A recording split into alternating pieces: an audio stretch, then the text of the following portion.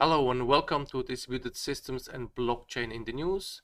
My name is Thomas Bocek, and this week in the news we are going to talk about beer. Yes, we will talk about Heineken. Heineken launched a virtual beer in the metaverse, which is described in this article. Of course, I tried it. I went to Decentraland and I tried the beer. So this is more or less a joke because you cannot drink a beer in the virtual world. You cannot also wear clothes. So this is more like a joke on other brands that are doing this. And I went into Decentraland, that's me, and tried to get a beer. Yeah, you just saw where here a can of beer is being it appears and then it somehow goes to here, and that's it. So that's the whole experience. And I tried it with Firefox and Chrome. So this is me with Firefox, this is me with Chrome, to not drink a beer alone. So I had company, luckily, but yeah, it was a bit underwhelming, but still it was fun. So you can go to this link and try a beer yourself. The link here to Decentraland. Oh, I need to put it up in the slides, the link, which I will do right after the lecture recordings. So just go there and try beer yourself.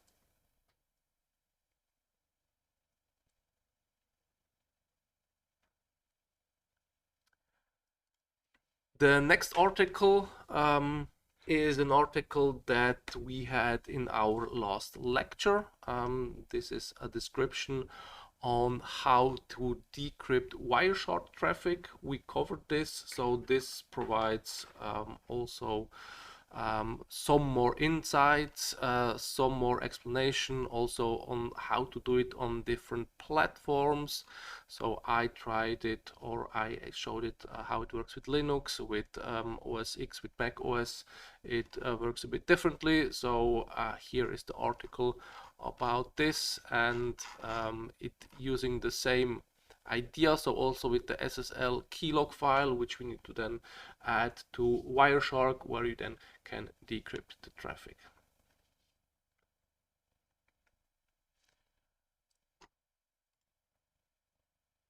Then another quite interesting article is from Cloudflare. It's this article here, a primer on proxies, which basically, well, it explains how proxies work. So first it starts with TCP, about the transport basics. We also covered this in our lecture, and then it will go to the proxies, especially it will cover HTTP Connect, which is present in all of the HTTP protocols. So HTTP 1 supports it, HTTP 2, and even like the latest one, quick HTTP 3, also supports HTTP Connect. And with that, you can have a proxy running and proxying these requests to outside machines.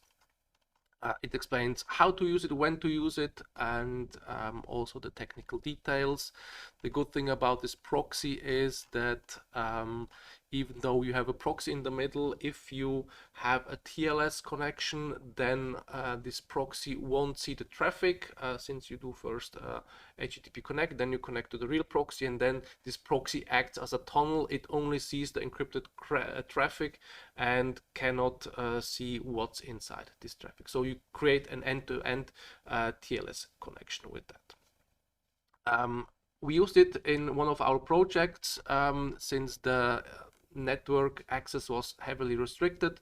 So every outgoing traffic from our servers needed to go through such a proxy. And yeah, we used HTTP Connect, wrote a small proxy, especially for our testing purposes. The proxy was provided by the company, but in order to test it, we wrote a small proxy. And then we were able to simulate this proxy in our test environments and sending data from client to servers via this proxy.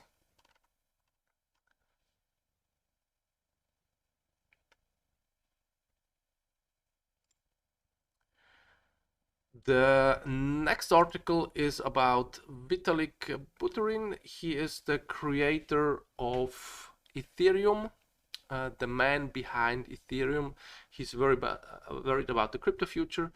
Well, that was an article from where he had a speech on ETH Denver about the state of cryptocurrencies, and also I found some good quotes which I really liked. The first quote is, Buterin worries about the dangers to overeager investors, the soaring transaction fees, and the shameless display of wealth to have come to dominate public perception of crypto.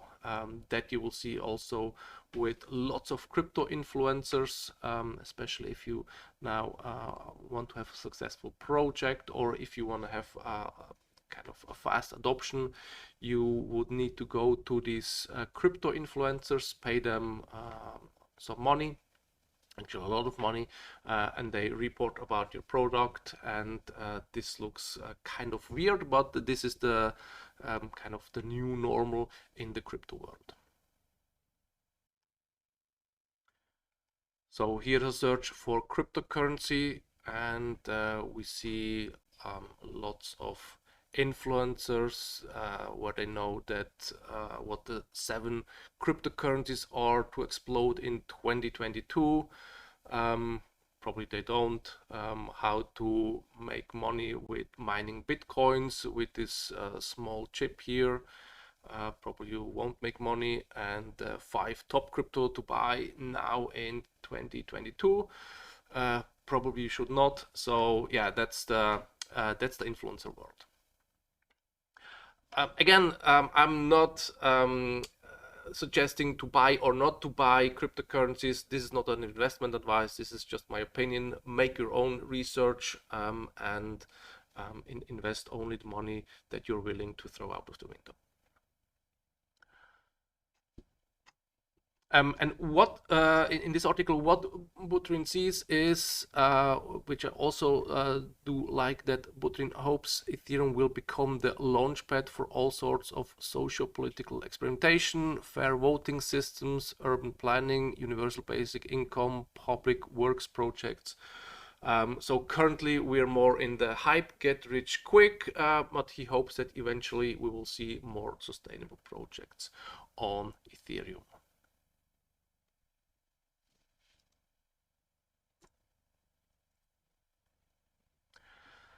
Then in the lecture 2, I was talking about OneWeb, about their launch, that they wanted to launch with Soyuz rockets, but due to the conflict, they were not allowed to launch their satellites via the Soyuz rockets, so now they will use SpaceX.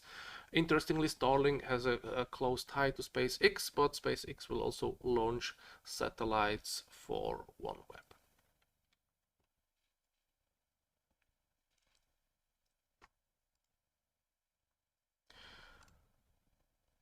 Then another interesting article is about Web3. I was also talking about Web3, about the positive articles, about the negative articles. The negative articles, they see this concept of decentralization about Web3, and this article is also quite negative.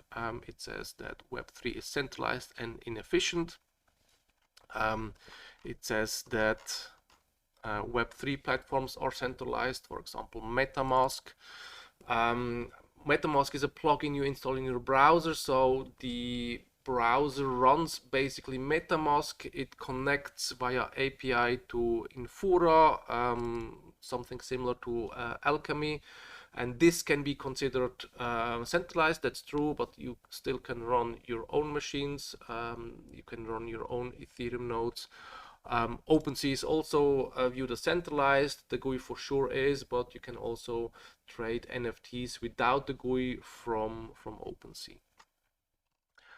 Also, mining is centralized, he argues, especially about Bitcoin mining and proof of work mining. I also share this opinion that proof of work, I don't see the future in proof of work. So many blockchains and protocols already switched or are switching to proof of stake. Ethereum will switch as well, and I don't believe proof of work has a future, especially if it uses so much energy. There's a good website about the energy usage, Bitcoin, that shows how much energy Bitcoin is using. It's here, Digi Economist, and they have here this benchmark index, which energy consumption index, which increased recently. So last year it was not as high, so we were around 100 terawatt hours per year, and now we are at double that capacity. And they also have a comparison of countries that use the same amount or similar amount of energy, and Bitcoin currently is somewhere between Thailand and Vietnam. So Bitcoin uses more energy than Poland. So there's a huge energy waste, in my opinion, in the Bitcoin blockchain. But I hope that, or I believe that this will be solved in future, where these chains switch from proof of work to proof of stake.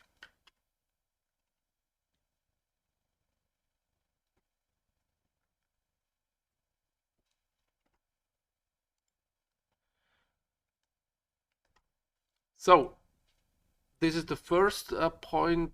Web3 platforms are centralized, mining centralized, and blockchain sucks, period. That's this paragraph here. It's also about the energy usage, and also about scams, where people get scammed out of the crypto assets.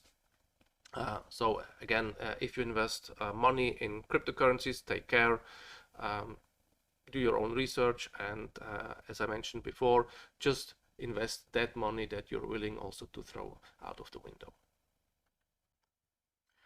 He concludes by saying decentralization is good, just not the way we're doing it.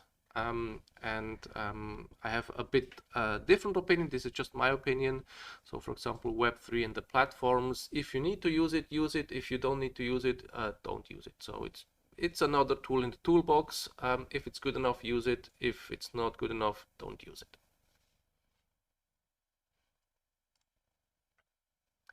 And the last article is about TLS 1.3. We also mentioned this in the lecture.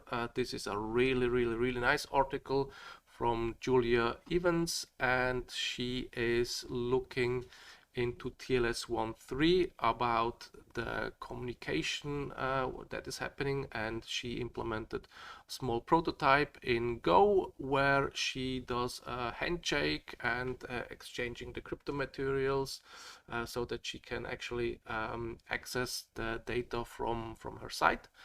And yeah, she goes here and describes all the steps that you send the client hello, then you get the server hello, you do the exchange, and she explains this in all detail. And at the end, she points also to this really nice website where you have the messages nicely displayed for TLS 1.3, and with also explanations, which is really nice. So if you have any questions about the inner workings of TLS 1.3, this is a really good site here.